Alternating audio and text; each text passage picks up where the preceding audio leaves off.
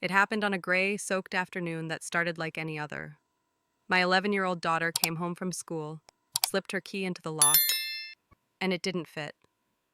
She spent 5 hours sitting under the rain, waiting. When my mother finally opened the door, she told her, "We've all decided that you and your mom don't live here anymore." I didn't scream. I didn't cry. I just said, "Understood." 3 days later, my mother received a letter that made her face turn white. That day at work had been brutal. The kind of shift where everything is chaos. Short-staffed, overworked, and surrounded by people pretending not to be sick. Before lunch, I'd already been scolded twice. Once by a family convinced that yelling fixed medical problems, and once by a surgeon who believed sarcasm counted as leadership. I'd had barely 3 hours of sleep and one energy drink that tasted like rust. Then my phone buzzed. Normally, I ignore personal calls during rounds, but something in me said, "Look." 6 missed calls from Hannah, my quiet, gentle 11-year-old who says sorry to furniture when she bumps into it. She never calls like that unless something's seriously wrong. I ducked into the supply room, shut the door, and called back. She answered instantly. "Mom?" Her voice was tiny and tight, trying not to shake. "What's wrong, sweetheart?" I asked. "My key doesn't work." "What do you mean it doesn't work?" I said. "It won't go in." "I think they changed the locks." "They?" I asked, already fearing the answer. "Grandma. Maybe Aunt Brittany." I rubbed my forehead. "They wouldn't do that without telling me." Silence. Then a small sniffle. "When are you coming home?" she asked. I looked at the clock. At least another hour before I could even think about leaving. "Honey, I can't right now," I said. "We're swamped." "Try calling Grandma again, okay? Or Aunt Brittany." "I did," she whispered. "No one's answering." "Keep trying," I said gently. "Someone will open soon." "Okay," she said, but her voice didn't sound convinced. When the call ended, I stood there staring at the shelves of gauze and gloves, telling myself it was nothing. A misunderstanding, a mistake. Then I shoved my phone back into my pocket and went back to work. 2 hours later, I checked again. 4 missed calls, one text. "Mom, I think they're here. Please come." My heart stopped. I stepped into the hallway and called. She picked up mid-sob. "Mom, they won't let me in." "Who won't?" I demanded. "Grandma and Aunt Brittany," she said between tears. "They told me we don't live here anymore." Grandma said to stop knocking, that I'm being dramatic. Something dark crawled through me. "Hannah, are you safe?" "I'm under the porch light," she said. "Is it still raining?" "Yeah." "Okay, stay there. Don't move. I'm coming." I didn't ask for permission. I found my supervisor and said, "My daughter's locked outside for a family emergency." He started to argue, but one look at my face was enough. 5 minutes later, I was in my car, soaked scrubs, trembling hands, rain hitting the windshield like nails. My brain flipped a switch. I wasn't a nurse or a daughter anymore. I was just a mother on the hunt. By the time I reached the house, it was dark. Hannah sat curled on the porch, knees to her chest, hair plastered to her face, her backpack beside her like a loyal dog. I ran to her, wrapped her up. She was freezing. "I'm sorry," she whispered, as if she'd done something wrong. "You have nothing to be sorry for," I said, my voice breaking. "You did everything right." Then the porch light flicked on, and the door opened. My mother stood there, wineglass in hand, perfectly calm. "Elena," she said, pretending to be surprised. "What are you doing here?" "You changed the locks," I said flatly. "We needed privacy," she replied. "You locked my daughter out in the rain." "She's fine," she said. "She's 11. That look she gave me, the one that said, "You're overreacting." I'd known it all my life. "We've decided you and Hannah don't live here anymore," she said. "It's better this way. Less tension." "Who's we?" "Brittany and I." "Of course." Behind her, my half-sister Brittany leaned in the doorway, phone in hand, feigning concern. "Mom, maybe this isn't the best time." "Oh, stop," Mom snapped. "It's been coming for a while." "You're an adult, Elena. You'll manage." I looked past them. Brittany's kids were sprawled on the couch, watching TV, their snacks on my daughter's blanket, the one with daisies she'd sewn herself. Something inside me went still. I didn't argue, didn't cry, just said, Understood. Then I turned, took Hannah's hand, and walked away. We drove in silence. Rain beat against the roof like static. After a while, Hannah asked softly, "Are we going to be okay?" "Of course we are," I said. She nodded, watching the headlights smear across wet pavement. "Grandma doesn't like me, does she?" That question cut deep. I forced a smile. "Grandma doesn't like anyone, sweetheart. Don't take it personally." She almost smiled back. Almost. The quiet in that car was heavier than the storm outside. She fell asleep against the window while I kept driving, repeating my mother's words in my head. "You and your mom don't live here anymore." Because apparently throwing out an 11-year-old counts as family management, and I wish I could say I was shocked. But when someone shows you who they are for decades, eventually you stop being surprised. You just start believing them. Because this didn't start that night. It started years ago. When I was a child, there were 4 of us in that house: Mom, Dad, Brittany, and me. My sister was 5 years older, louder, and somehow always right. When Brittany sneezed, Mom fetched tissues and sympathy. When I did, she told me to stop making noise. Dad, a hospital doctor, was gone most of the time, always between night shifts and early flights. When he was home, he smelled like coffee and antiseptic. He'd pat my shoulder, call me a good kid, then fall asleep in his chair with his boots still on. I adored him anyway. At least he noticed I was there. Mom didn't, unless she needed a target. I was dramatic if I cried, ungrateful if I didn't. Too sensitive. Her favorite insult. If Brittany broke something, it was kids being kids. When I spilled a glass of milk, I got grounded. Fair enough. By 16, college looked like freedom. Any college, anywhere. Even community college sounded like paradise.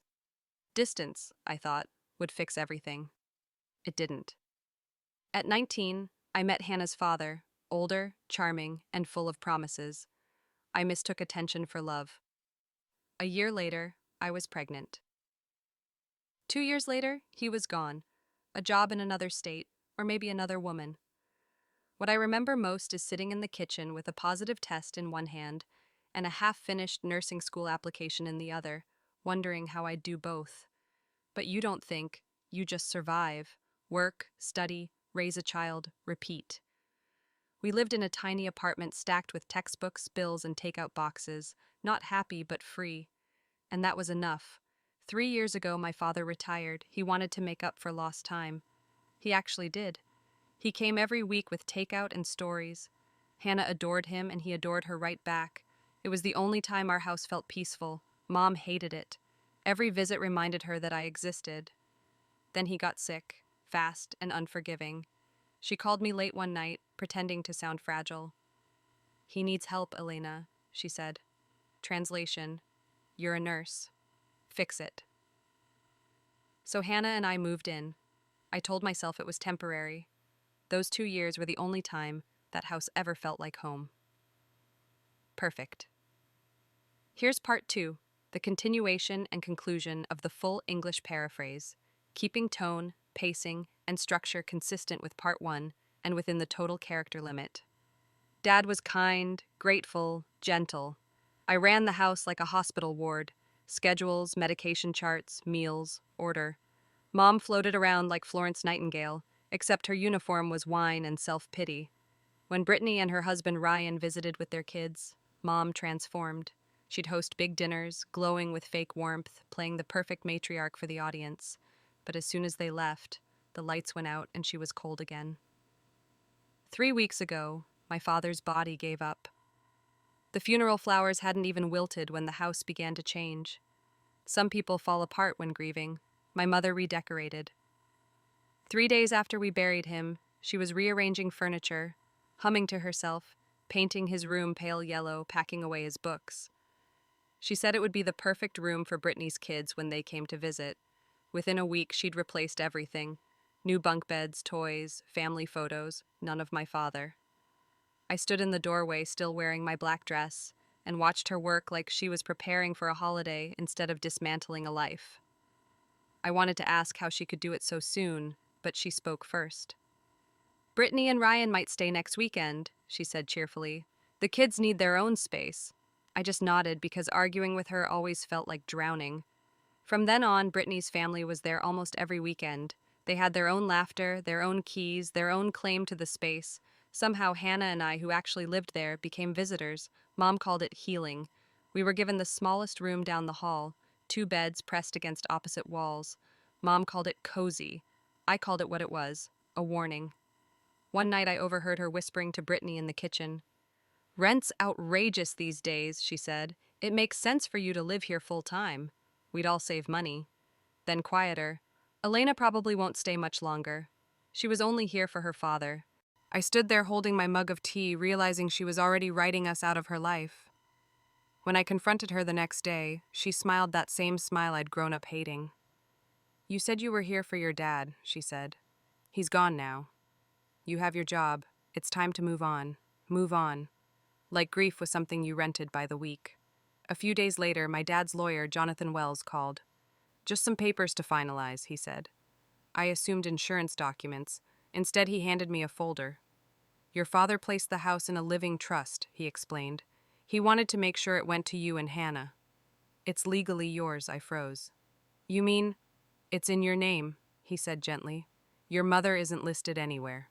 I left his office with the papers sitting unopened on the passenger seat, not ready to face what that meant. I thought I'd wait, let her grieve, let things settle. But 5 days later, she changed the locks. That night I couldn't sleep. Every time I closed my eyes, I saw Hannah sitting in the rain, backpack by her side. By sunrise, exhaustion hardened into resolve. I called the hospital and took a few days off. Then I called Jonathan. "She changed the locks," I said. "Do you have the trust papers?" "Yes." "Bring them." His office was 10 minutes away. He flipped through the documents, calm and precise. "You're the trustee," he said. "She has no legal claim." "Then fix it." "I'll draft the eviction notice."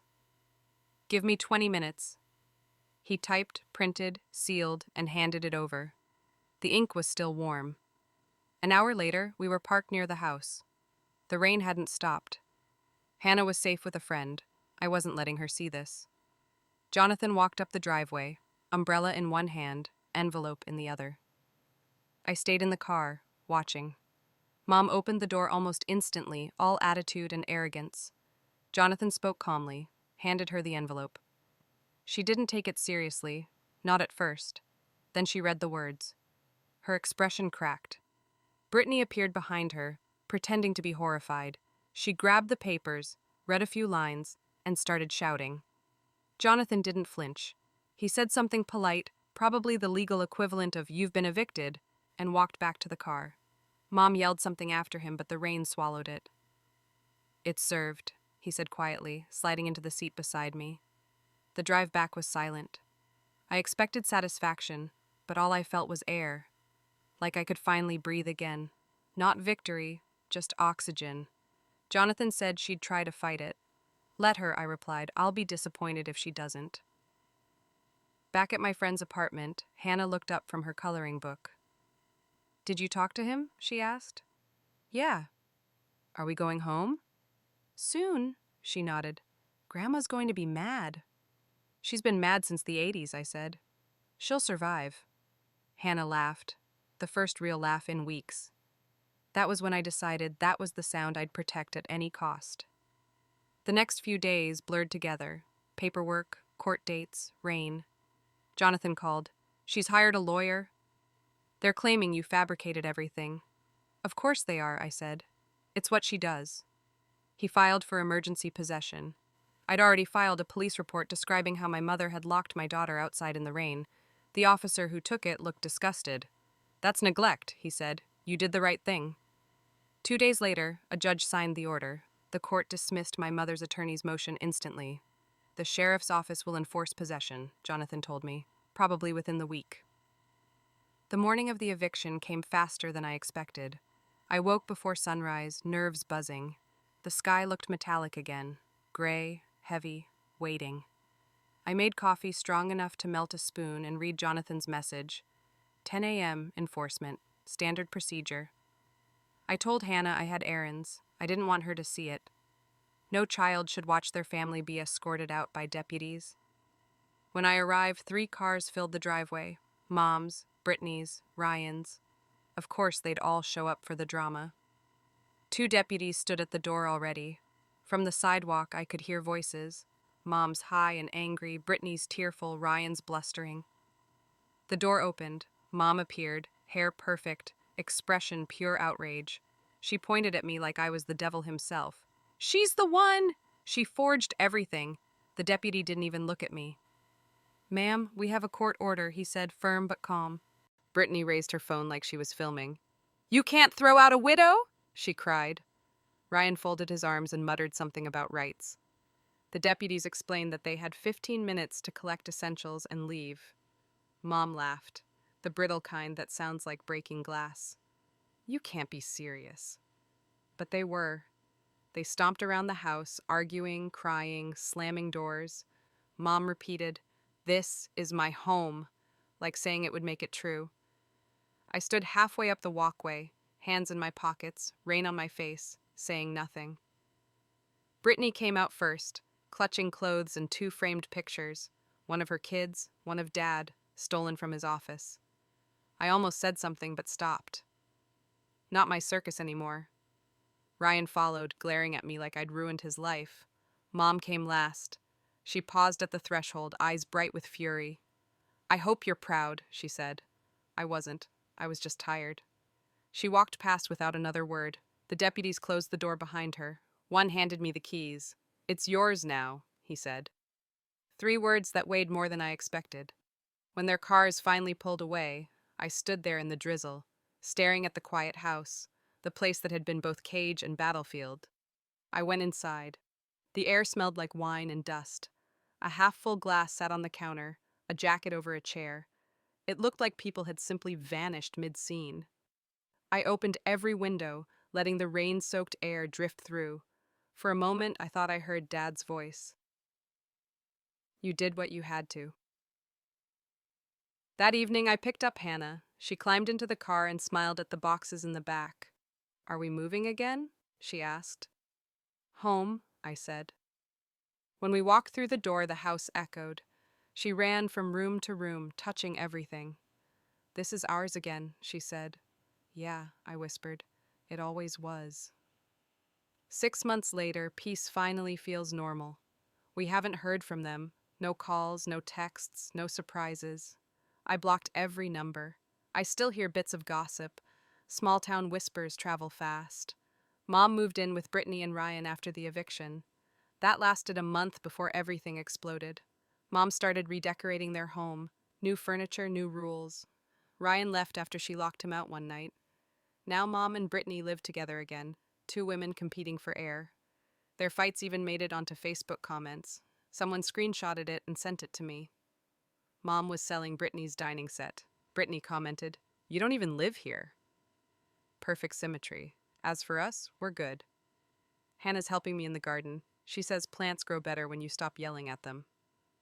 The house is quiet now. No new locks, no storms, and best of all, no one trying to move in. So, what do you think? Did I go too far or just far enough?